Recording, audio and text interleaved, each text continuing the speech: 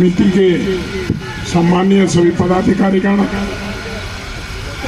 भाई अनिल मकवाना जी, भाई अजय केसी जी, भाई सूद जी, वीरभान जी, मंच पर बैठे हुए बहुत ही दलित समाज और पिछड़े समाजों के प्रबुद्धजन, हमारी पार्टी के बहुत ही वरिष्ठ नेता, नाम लूंगा तो बहुत लंबा समय होगा क्योंकि बहुत सारे बुजुर्ग साथ प्रबुद्धजनों को भी अपनी बात कहनी है, मैं ज़्यादा कुछ कहना नहीं चाहता। बहुत सारे साथी और वक्ताओं ने बाबा साहब के विषय में बहुत कुछ कहा है। मैं अपनी ओर से, अपनी पार्टी की ओर से समिति की तरफ कृतज्ञता व्यक्त करते हुए बाबा साहब के चरणों में श्रद्धा सुमन अर्पित करता हूं। महर्षि वाल्मीकि जी को नमन करता हूं।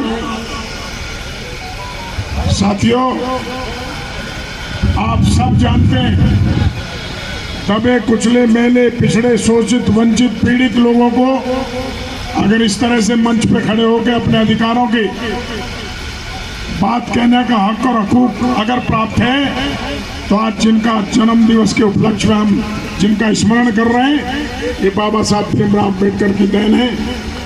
मैं उनके चरणों में श्रद्धा सुमन अर्पित करते हुए हमारे भाई और पार्टी के बहुत ही वरिष्ठ भाई अजय केसी जी के भाई की आज पुण्यतिथि भी है, उनको भी स्मरण करता हूँ। मई दिवस के अवसर पर, मजदूर दिवस के अवसर पर ये सब भव्यता के साथ कार्यक्रम आपने आयोजित किया है। मैं कमेटी को और कमेटी के समस्त पदाधिकारियों को भूरी भूरी प्रशंसा करते हुए शुभकामनाएं देता हूं। भविष्य में भी आप इस तरह के कार्यक्रम आयोजित करते रहेंगे। हम सब लोग मिलकर आपके साथ इन सब कार्यक्रमों को आगे सुसज्जित करते रहेंगे। बहुत बहुत धन्यवाद।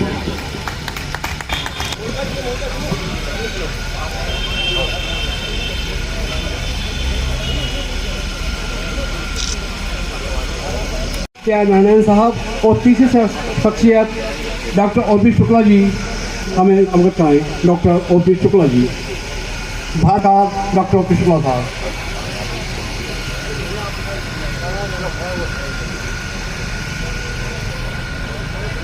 जय भीम मित्रों,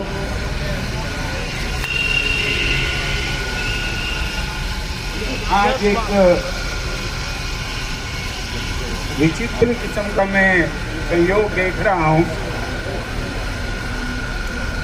कि मजदूर दिवस को डॉक्टर अम्बेडकर के जन्मदिन के साथ जोड़ा गया।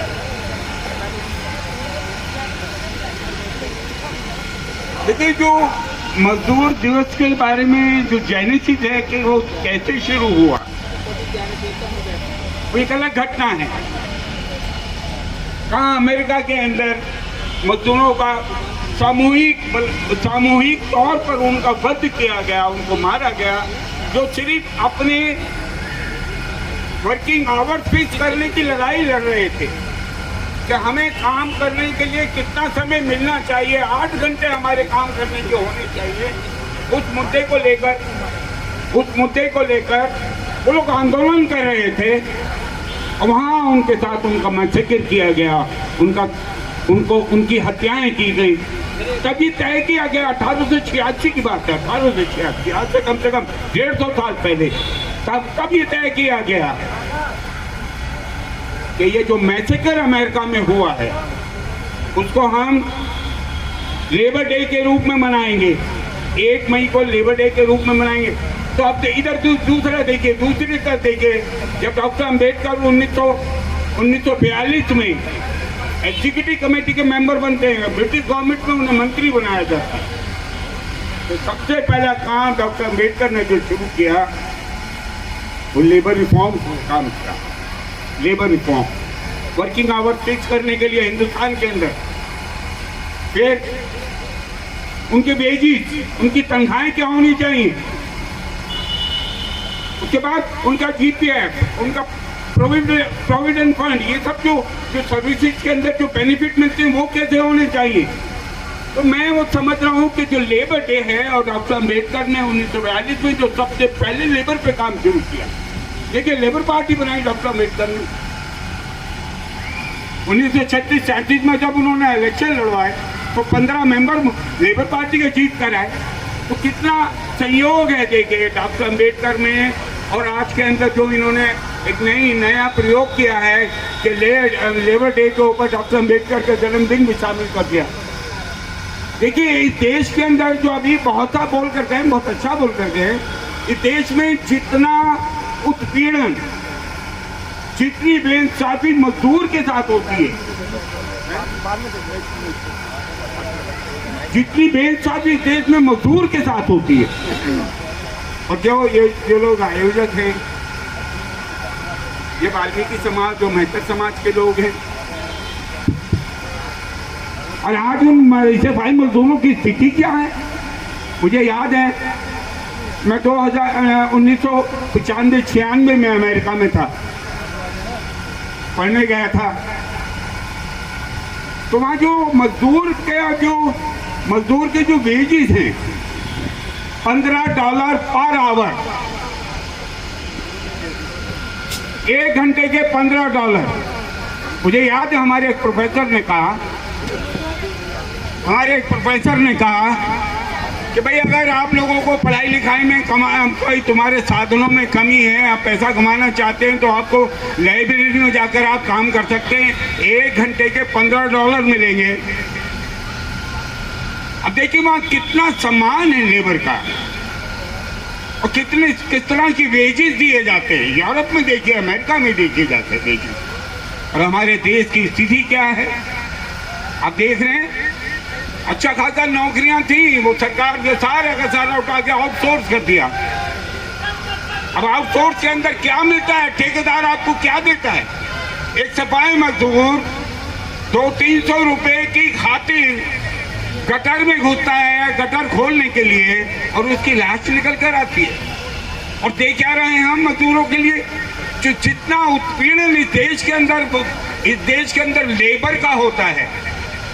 मित्रों ये बात आपको समझनी पड़ेगी। अगर अभी कहा हमारे मित्रों ने कि संविधान के ऊपर खतरा आ गया है, ये सच है। अगर डॉक्टर अम्बेडकर के मानने वाले, ईमानदारी से आप डॉक्टर अम्बेडकर को मानने वाले हैं, तो आप ये समझ लें कि आपके सामने बहुत बड़ा चैलेंज आ गया है। संविधान को खतरा है। सरकार के अंदर बैठे हुए लोग हर रोज कुछ ना कुछ कहते हैं कि संविधान बदलना है। संविधान, ये वो संविधान है जो सामाजिक न्याय की बात करता है, जो बराबरी की बात करता है, जो भाईचारे की बात करता है, जो हिंदू मुसलमान की एकता की बात करता है। लेकिन ये जो वर्तमान सरकार है, ये संविधान नहीं चाहिए उन्हें। ना तो भाईचारा चाहिए समाज में, ना बराबरी चाहिए, ना वो किसी को न्याय देना चाहते हैं, ना सामाजिक न्याय की बात करना चाहते हैं। तो हम बड़े संकट के दौर में गुजर रहे हैं। मित्रों, मैं एक बात कहना चाहता हूँ, और खासतौर से अम्बेडकर के मानने वालों में मैं उन्हें बधाई भी देना चाहता हूँ कि वाल्मीकि समाज जिस लेवल पर आकर अब डॉक्टर अम्बेडकर को मानने लगा है, मैं उनके लिए उनको बधाई देता हूँ। और मैं चाहता हूँ, लेकिन अब ये मानने से काम नहीं चलेगा, आपको संविधान बचाना, ये बात समझ लें। मेरे पूर्व वक्ता मेरे सामने कहकर गए कि हमारा संविधान खतरे में है, हमारा संविधान खतरे में, आपका अस्तित्व खतरे में है। पूरा जो वंचित समाज है, पिछड़ा समाज है, माइनॉरिटी है, सबका जीवन खतरे में है उनका। आपको ये समझना पड़ेगा यहाँ से आप जाएंगे जब यहाँ से, क्या हमको क्या करना है संविधान बचाने के लिए। सबसे बड़ी जिम्मेवारी अब हमारे सामने आ गई है संविधान बचाने की। मजदूर की स्थिति आपने देख लिया, काम छीन लिया गया, ठेकेदार के हाथ में दे दिया गया, क्या वेजेस मिलते, क्या होता है ये एक एक आदमी जानता है। हम लोग जिद्दोजहद कर रहे हैं कि किसी तरह, अभी बहुत साहब ने ठीक तो कहा कि हमारे पास था क्या, हमारे पास कोई प्रॉपर्टी नहीं, जमीनें नहीं, खेती बाड़ी नहीं, कुछ नहीं, हमारे पास सिर्फ नौकरियां तो थी, नौकरियां हमसे छीन ली गई। हम ऐसे संकट के दौर में गुजर रहे हैं दोस्तों।